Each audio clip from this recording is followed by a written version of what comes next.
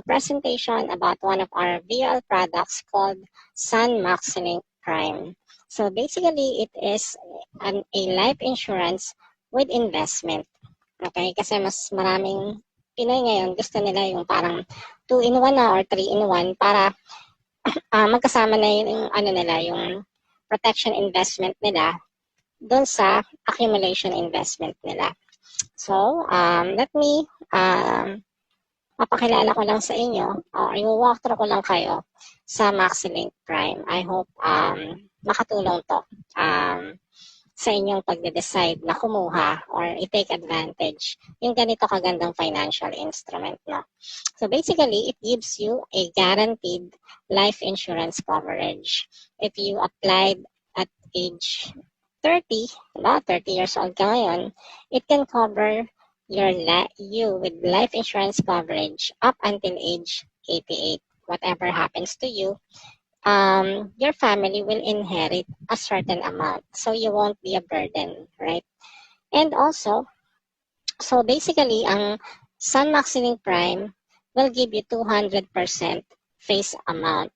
So example, dito ay nakalagay lang 500 yung face amount mo.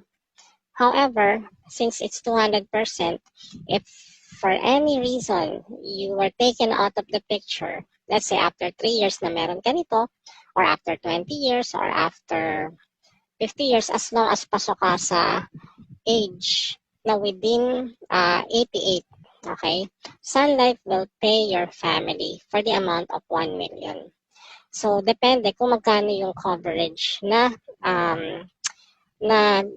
in-acquire mo. Kung nagpa-insure ka ng 10 million, we'll pay you 10 million. Kung nagpa-insure ka ng 5 million, ng 3 million, kung ano yung policy, kung ano yung pinirmahan mo, in-apply mo, based sa kakayanan mo.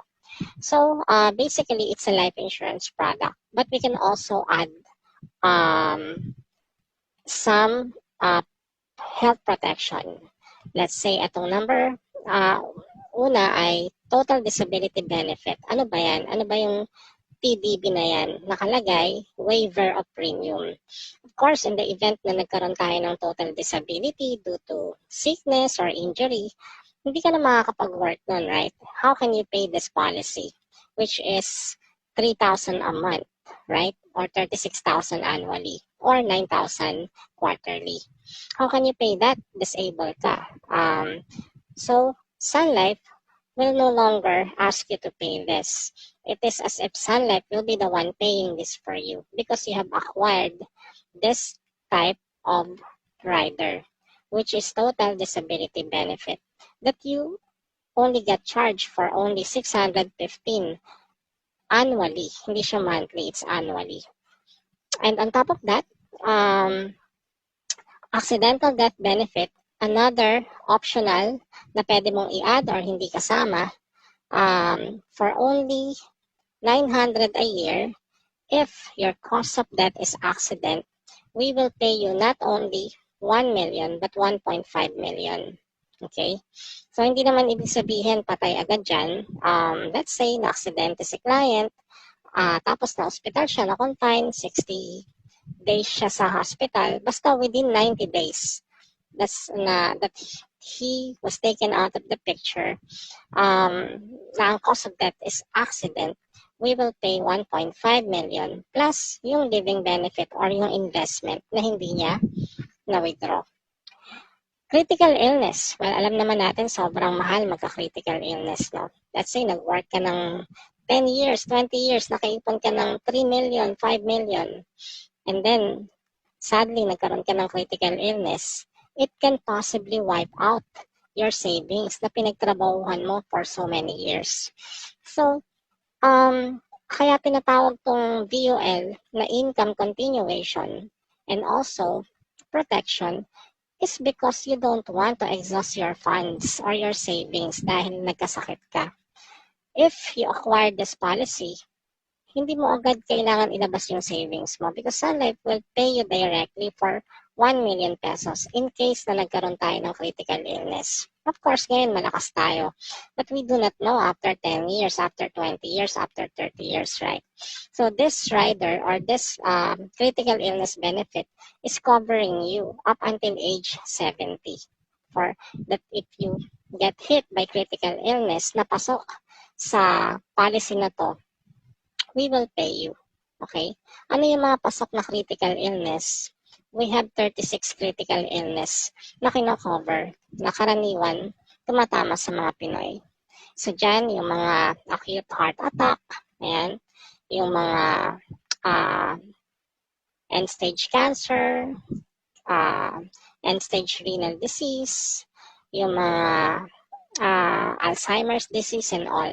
All of these are listed. Okay, you can take a look at that.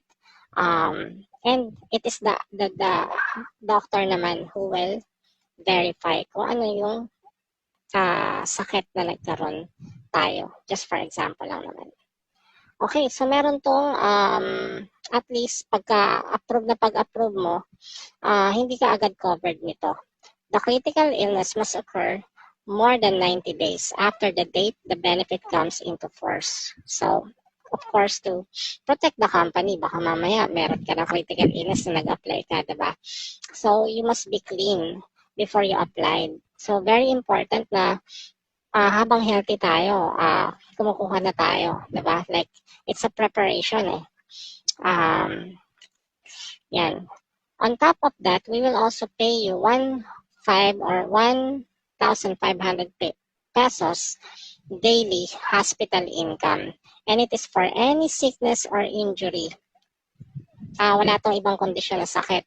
Ang kondisyon lang nito at least na-confine po tayo ng 3 days. Okay? Or if injury, at least 1 day. So let's say na-confine tayo, nagkaroon ng dengue, ganyan, na-confine ka ng 10 days, we will pay you 15,000. Na-confine ka ng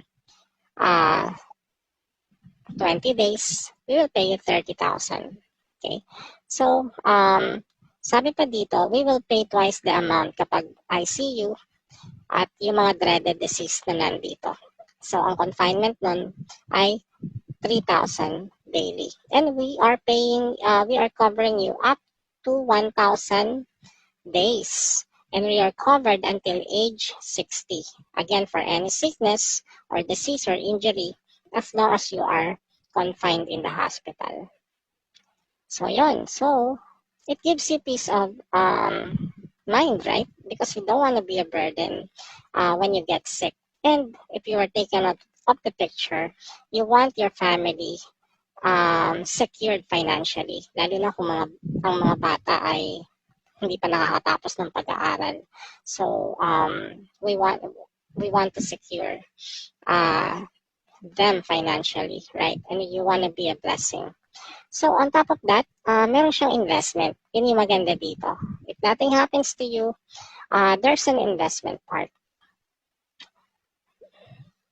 And so, you pay 10 years. However, up on the 11th year, meron pa siyang mga succeeding expense. Why? Because of the critical illness expense. Kasi we're covering you for 1 million. Of course, there is a critical illness charge. And it's just annually naman. And hospitalization. Alright? Mawawala na yung charge na yan on the 70th year at yung hospitalization charge on the 60th year. Okay? Now, if you opt not to pay this, don't worry because the fund value, this is the fund value which is projected at 4%, 8%, and 10%, will cover the cost. Okay? If you don't want to pay that. However, if you will continue paying it, it will not affect the fund value. So, it has potential. Mas malaki yung potential niya na lumaki. Alright? Lalo na kung ang goal mo is for your retirement, right? You want to have enough retirement funds. Ito naman yung death benefit. Onset pa lang, insured ka na namin ng 1 million. So, let's say, at within a year, just for example, na aksidente, taken out of the picture, we will pay the family 1 million.